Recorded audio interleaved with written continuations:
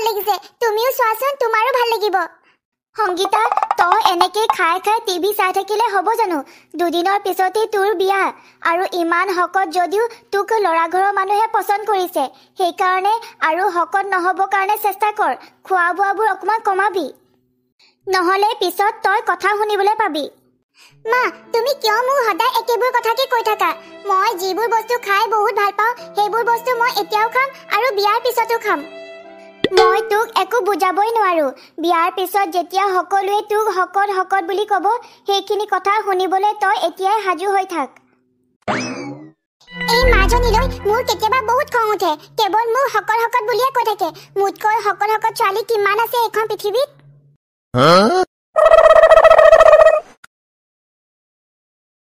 মা ভাতৰ লগত খাবলৈ কি বনাম মোৰ যে বহুত ভোক লাগিছে কি ভোক লাগিছে ৰাতিপুৱাই দেখো একাহী ভাত খাইছিলা আৰু এনেকে মানুহে ইমান ভাত খাই থাকে নেকি এনেকে কিন্তু খাই থাকিলে তুমি আৰু হকত হক গৈ থাকিবা কাম বনবোৰ অকমান লাহে লাহে কৰাতকৈ অকমান খৰধৰকে কৰিবলৈ শিকিবা তেতিয়াহে তুমি অকমান ক্ষীণ হবা এতিয়া যোৱা আৰু ঘৰৰ কামবোৰ সকলোবোৰ পৰি আছে সেইবোৰ কৰাগৈ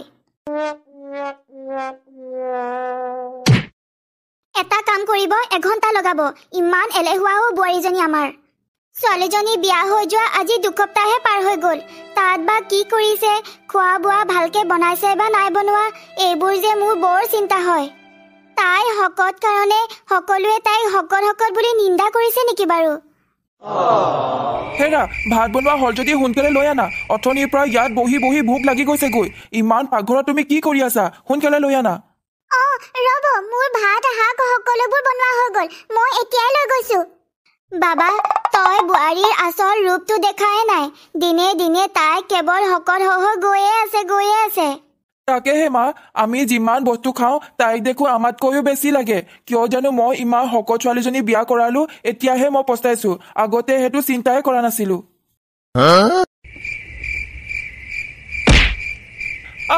এইজনীয়ে মোক মাৰিব ওলাইছে অ মা তই ক'ত আছ এপিনা হেৰি আপোনাৰ কি হ'ল আপুনি যে এনেকৈ চিঞৰিছে কি হ'ল আপোনাৰ ইমান গধুৰ মাথাটো যদি মোৰ গাত দি দিয়া মই কি দুখ নাপাওঁ নেকি সেইকাৰণে মই মাক চিঞৰিছিলো সংগীতা এয়া হৈছে তোমাৰ খুৰী যোৱা খুৰীৰ কাৰণে একাপ চাহ বনাই লৈ আনা আৰু চাহৰ লগত খাব কাৰণেও কিবা কিবি বনাই লৈ আনিবা হ'ব মা মই এতিয়াই চাহৰ লগত কিবা খাবলৈ বনাই লৈ আনো বৰুৱানী আপোনালোকৰ বোৱাৰীজনী দেখি মোৰ কিন্তু আপোনালৈ বৰ দুখ লাগিছে আপোনাৰ ল'ৰা দীপক দেখাত ইমান ধুনীয়া আৰু আপোনালোকে কি ছোৱালী এজনী বিয়া কৰালে দেখিবলৈ ইমান হকত দীপকৰ লগত দেখোন অলপোৱে নিমিলে কিনো কম আৰু এয়া আমাৰ ভাগ্যতে লিখা আছিলে তাই ইমান হকত যদিও আমি পছন্দ কৰি বিয়া কৰাই আনিলো পিছলৈ অলপো ভাবিয়ে নাচালো কিন্তু বিয়াৰ পিছতহে মানুহে সকলোৱে হকত হকত বুলি কোৱাৰ কাৰণে মোৰ বৰ লাজ লাগে কিয় জানো আমি ইমান হকত ছোৱালীজনী বিয়া কৰালো এতিয়াহে পস্তাইছো আমি লাজ লাগিবই এইটো স্বাভাৱিক ইমান হকত বোৱাৰীজনীক লগত লৈ ঘূৰি ফুৰিবলৈও বহুত লাজ লাগিব ইমান হকত বোৱাৰীজনীক লৈ বিয়া সভা কৰবাত ফুৰিবলৈ যাবলৈও বৰ লাজ লাগিব মানুহে কিন্তু ঘূৰি ঘূৰি চাব আৰু জাননে তাই এটা কাম কৰিলে এঘণ্টামান লগায় আৰু সকলোবোৰ কাম লাহে লাহে কৰি থাকে সেইকাৰণে মই তাই কাম কৰালৈ বাটে নাচাওঁ ময়ে সকলোবোৰ কাম কৰিছোঁ এইটো বয়সতে সেইকাৰণে কাম কৰি কৰি মোৰ কিন্তু গাৰ অৱস্থা একেবাৰে বেয়া হৈ গৈছে তাইক মই কিমান যে কওঁ কামবোৰ অকণমান সোনকালে কৰিবা খৰধৰ কৰিবা বুলি কিন্তু নাই একেবাৰে লাহে লাহে কৰি থাকে মা মই আপোনালোকৰ সকলোবোৰ কথাই শুনিলো আপোনালোকে যে মোক পছন্দে নকৰে সেইকাৰণে মই সিদ্ধান্ত লৈছো যে মই ঘৰ এৰি আজিয়ে গুচি যাম মই আৰু ইয়ালৈ কেতিয়াও নাহো কি তই ঘৰ এৰি যাবি আৰু কেতিয়াও নাহ ঠিক আছে তেনেহলে এতিয়াই তই গুচি যা তোৰ প্ৰয়োজনীয় সকলো বস্তু লৈ এতিয়াই গুচি যা আৰু এটা কথা মন দি শুন বোৱাৰী যদি ঘৰৰ পৰা এতিয়া ওলাই যাও তেতিয়াহলে কেতিয়াও এইখন ঘৰত ভৰি নিদিবি বৰুৱানী ভালেই হ'ল দিয়ক তাই এখন ঘৰ নিজে নিজে এৰি থৈ গুচি গৈছেগৈ তাইক আপোনালোকে আৰু কেতিয়াও বিচাৰি নাযাব ইমান হকত বোৱাৰী দেখিবলৈ অলপো ভাল নালাগে নাই নাই আমি আৰু তাইক বিচাৰি নাযাওঁ এইজনী আমাৰ ঘৰলৈ কেতিয়াও ঘূৰি নাহিলেহে মই ভাল পাম এতিয়া আপোনালোকে দীপকৰ কাৰণে বেলেগ ছোৱালী এজনী চোৱাৰহে ব্যৱস্থা কৰক আৰু তাৰ বিয়াখন ধুনীয়া ছোৱালী এজনীৰ লগতে পাতি দিয়ক।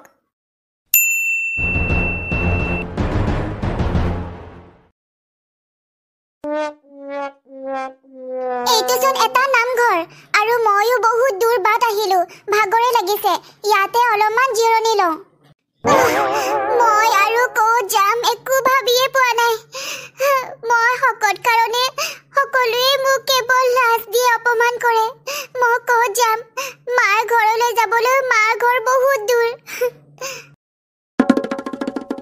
মোৰ দেখোন মূৰটো বৰ ঘূৰাইছে, মই কি কৰোঁ এতিয়া?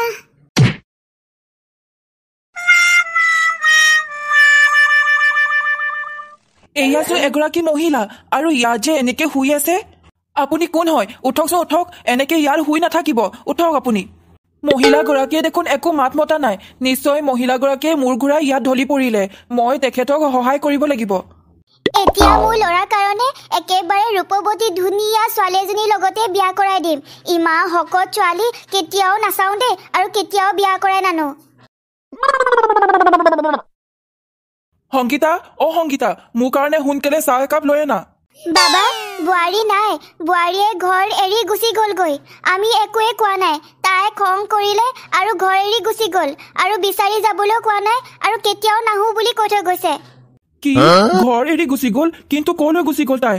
নাজানো, সেইবোৰ আমি একোৱে নাজানো। কেৱল ঘৰ এৰি গুচি গ'ল তাই, আৰু কেতিয়াও নাহো বুলি কৈ গৈছে। যি হ'ল ভালেই হ'ল, তাই গুচি গ'লগৈ। এতিয়া যোৱা, তুমিয়ে মোৰ কাৰণে চাহ একাপ বনাই লৈ আনা। আৰু তাইক বনাব দিলে সদায় লাহে লাহে বনাই, বহুত দেৰি কৰে।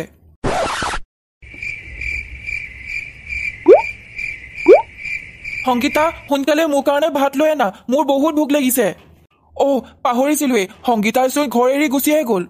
মা, মোৰ কাৰণে সোনকালে ভাত লৈ আনা, মোৰ বহুত ভোক লাগিছে, সোনকালে লৈ আনা। অ' বাবা, নিছো ৰবি। মা, সোনকালে লৈ আনা আকৌ ভাত। তুমিও ইমান দেৰি কৰিছা, লৈ আনা, মোৰ বহুত ভোক লাগিছে। এয়া ল বাবা, আজি ভাত আৰু দাইলে বনালো। বিধে বিধে বস্তু বনাবলৈ মোৰ গাত অলপো শক্তি নাই। এনেকে আজি খাই দে। নাখাওঁ মই ভাত আৰু দাইল। কোনোবা খায় নেকি? মই নাখাওঁ, মই আজি খালী পেটে শুই থাকোঁ।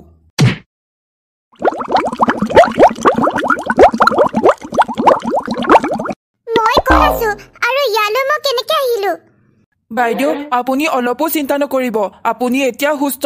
যোৱাকালি আপুনি মন্দিৰৰ আগতে মূৰ ঘূৰাই পৰি আছিলে আৰু আপুনি সাৰ পোৱাই নাছিলে। সেইকাৰণে মই আমাৰ ঘৰলৈ আপোনাক লৈ আনিলো। আপুনি কোন হয় আৰু ক'ৰ পৰা আহিছে? মই বহুত দুখী। মোৰ এই শকত শৰীৰটোৰ কাৰণে মোক কোনেও পচন্দ নকৰে। মোৰ মানুহজনে লগতে মোৰ শাহু মায়েও কেৱল নিন্দা কৰি থাকে মানুহৰ আগত। সেইকাৰণে মই খঙত ঘৰ এৰি গুচি আহিলো। কিন্তু এতিয়া ক'ত যাম মই নিজে নাজানো। কিন্তু এতিয়া আপুনি ক'ত যাব? কি কৰিব? নাজানো মই কি কৰিম।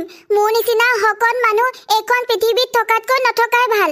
সেইকাৰণে আত্মহত্যা কৰাৰ বাহিৰে মোৰ হাতত একো উপায় নাই। এনেকে কথা নকব। আত্মহত্যা কৰাটো শেষ উপায় কেতিয়াও হ'ব নোৱাৰে। মানুহৰ জন্ম হৈছে যিহেতু মানুহৰ জীৱনৰ সুখ দুখ থাকিবই, আৰু এইবোৰ সহ্য কৰিবই লাগিব। আপুনি এতিয়া যেনেকে আহিছিল তেনেকে গুচি যাওক, আপোনাৰ সেই ঘৰখনলৈ গুচি যাওক। কাম কৰি কৰি ভাগৰে লাগি গৈছে গৈ। বোৱাৰীজনী শকত যদিও সকলোবোৰ কাম তাইহে কৰিছিল, মোক একো কামেই কৰিব দিয়া নাছিল। এতিয়া সকলোবোৰ কাম ময়ে কৰিবলগীয়া হৈছে। ভাত বনাবলৈ আছেই। মা, ভোক লাগিছে, ভাত কেইটামান দিয়াচোন। বোপাই, মই ভাত বনোৱা নাই। ঘৰৰ কামবোৰ কৰি এতিয়া অলপমান আজৰি পাইছোহে। ভাত বনাম ৰ, অকণমান তই ধৈৰ্য ধৰ। কি, তুমি এতিয়ালৈকে ভাতেই বনোৱা নাই? দিনৰ 12টা বাজি গ'লগৈ। সংগীতা থকা হ'লে এতিয়ালৈকে ভাত পানী খায়ো আজৰি হলোহেঁতেন। তাই বা ক'ত আছে?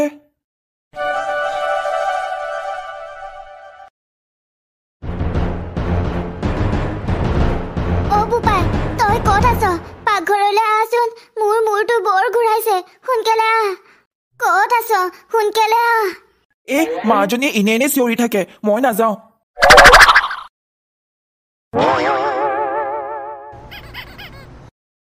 মা, আপোনাৰ কি হ'ল? আপুনি ইয়াত যে এনেকে ঢলি পৰিলে, আপোনাৰ কি হ'ল? উঠকচোন, উঠক। হেৰি আপুনি ক'ত আছে সোনকালে পাকঘৰলৈ আহকচোন মা মূৰ ঘূৰাই পৰি গ'ল সোনকালে আহক মা চাগে মূৰ ঘূৰাই পৰিলে মই এনেকে চাই থাকিব নোৱাৰো এতিয়াই মই মাক হস্পিটেল লৈ যাব লাগিব